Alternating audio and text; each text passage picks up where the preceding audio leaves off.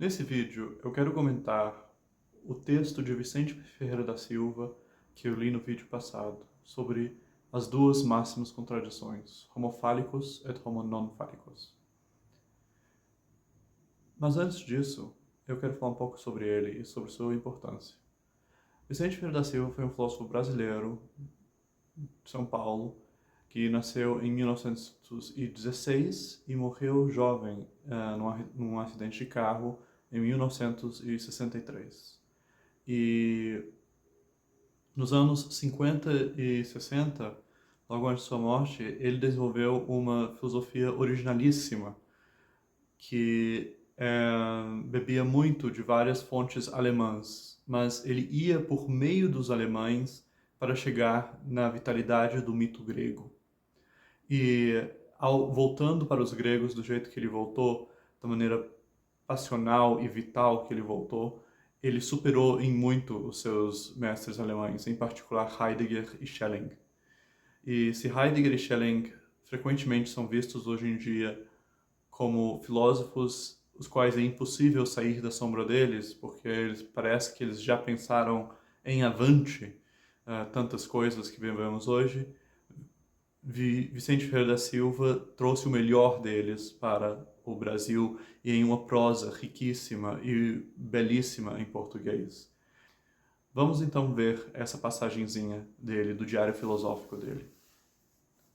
Então escreve: duas máximas contradições, homo phallicus et homo non phallicus. Então, phallicus, de falo, de falos, né? Então, fálico. Então ele contrasta aqui dois tipos de ser humano. O ser humano fálico, o ser humano dotado de pênis, e o ser humano non fálicos, o ser humano sem pênis, o ser humano castrado. E ele diz que não é uma contradição aqui, não é duas coisas que são maximamente opostas, simplesmente, mas cada um desses constitui em si uma contradição, duas máximas contradições, ele escreve. Pois ele vai escrever logo adiante contra os monges, contra o homo non phallicus. Mas ele também rejeita o ideal de ser humano, que é o homem dotado, né? O homem inteiramente entregue à materialidade, à carne. Ele acha que, na realidade, isso é apenas um espelho, um efeito da moral cristã, da moral ascética, que, na realidade, não era só cristã. Então, ao criticar o eunuco, ele também visa o puto.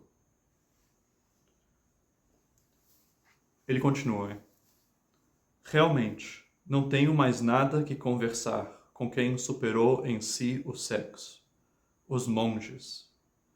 Com isso, a vida torna-se externa, um espetáculo, coisa absurda. A vida só pode ser tida por dentro.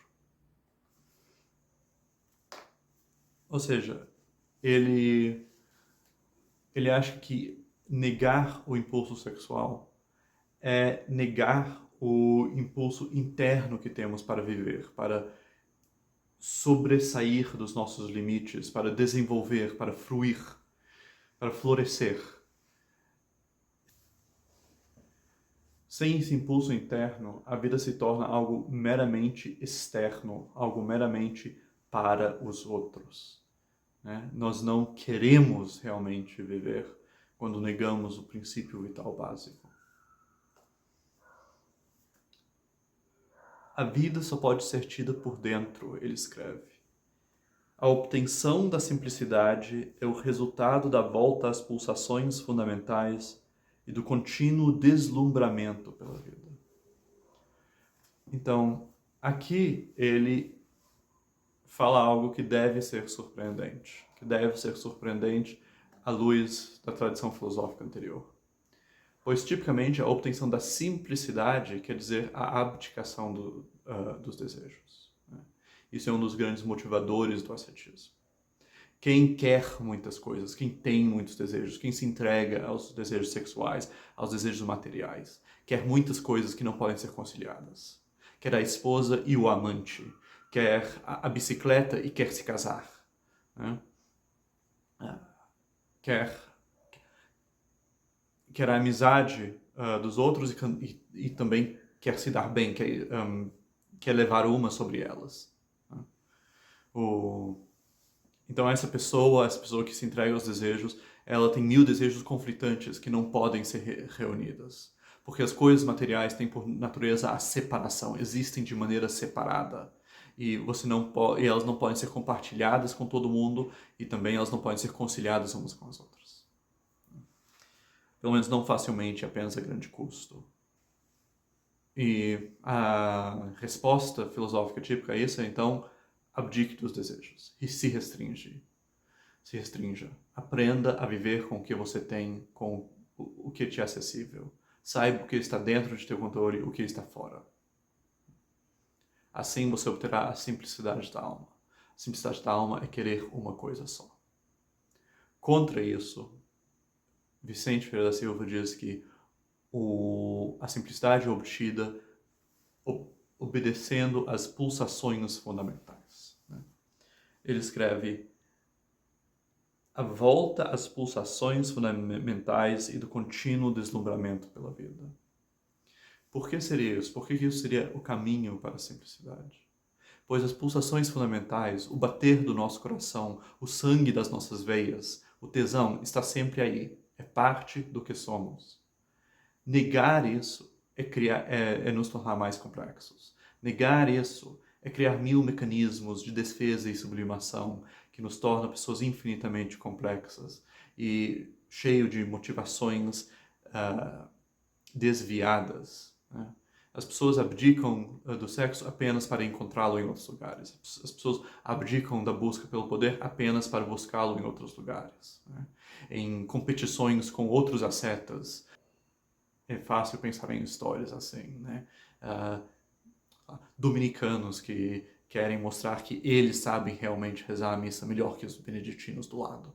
Então, quem nega as paixões fundamentais acaba se tornando mais complexo, não mais simples. Acaba enchendo sua alma de fantasmas que não precisam estar lá. Ele adiciona outra coisa, que é o contínuo deslumbramento pela vida. Então, é essa abertura, essa disponibilidade, que é um tema ético que vai ser muito caro ao Eduardo de Souza, que continuou o trabalho de Vicente. É importante lembrar que quando a gente fala de Vicente Ferreira da Silva, a gente fala de uma tradição viva. Né? Até há pouco tempo atrás, Gilson Sobral, cujos livros Sacrifício de Cosmese, Mito e Logos são escritos inteiramente no idioma vicentino, ensinava aqui na UNB. Agora, o contínuo deslumbramento pela vida também é um fator de simplicidade. E também era um fator de simplicidade reconhecido na tradição. Né? Essa abertura às coisas que são dadas pelo mundo. Né? Se você não possui algo, se você não tem... se você não finca suas garras em nada na sua vida, você está aberto para o que a vida te oferece. Se você é grato pelas coisas novas e pelos desenvolvimentos da vida. Compartilha o que é comum na visão tradicional de ascese, de abandono dos desejos, e na ideia vicentina de retorno às pulsações fundamentais, é o abandono de si. Porque também se você retorna às pulsações fundamentais, você abandona seus projetinhos, né? Você abandona aquelas coisas que você construiu para não sentir os seus desejos, esses objetivos do dia a dia que te distraem do vazio ou da fome interior sua. Como ele explica? Com essa volta, teríamos uma deflação do universo psicológico e do labirinto anímico criado pela negação à sublimação da vida. O tema que eu acabei de falar, né, que voltar às pulsações fundamentais é simplificar a sua personalidade, é abandonar os espectros, os andaimes que você construiu, tudo que é falso, tudo que é desnecessário. Isso não significaria, como pensam muitos, o precipitar-se na matéria, na carne. Aqui vem a crítica ao homo phalicus, ao homem dotado. Essas são categorias criadas pela objetivação do corpo, pela separação do corpo e do espírito. Então, a própria ideia de jogar-se inteiramente na matéria, da esbórnia. Isso nasce junto com o ideal ascético de se negar aos prazeres, de se negar ao corpo. O Vicente Ferreira da Silva fala disso de uma maneira bem clara no seu Religião, Salvação e Imortalidade, que é um textinho que fala do pós-vida e foi escrito pouco tempo antes de sua morte, de sua própria morte.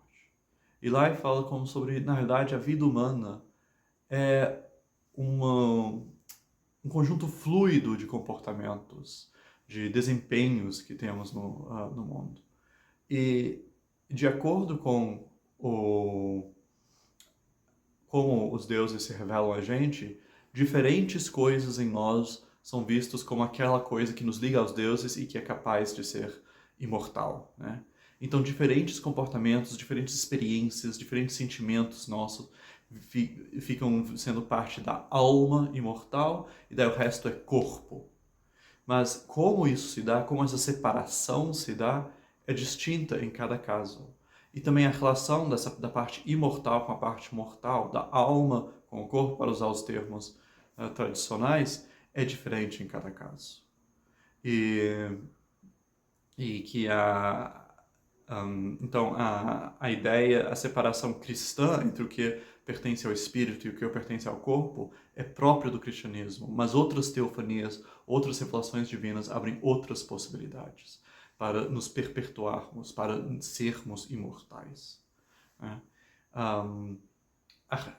Echad Ha'am, escritor que foi prominente no começo do movimento sionista, ele tem um ensaio, por exemplo, em que ele fala da imortalidade, a ideia de imortalidade do antigo Israel, que é imortalidade por meio do corpo do povo, né? E essa é a interpretação que ele faz da Bíblia, da ideia de Israel dele na Bíblia. Mas aí é um exemplo de uma revelação diferente, tendo outra ideia de imortalidade, de ideia, enfatizando outras coisas como a via para participar da imortalidade, né? Nesse caso, claro, a reprodução se torna muito mais central e de forma alguma é empurrada para a parte não imortal, a parte inferior. Mas isso é apenas um exemplo de outro caminho para a imortalidade e de outra distinção entre alma e corpo.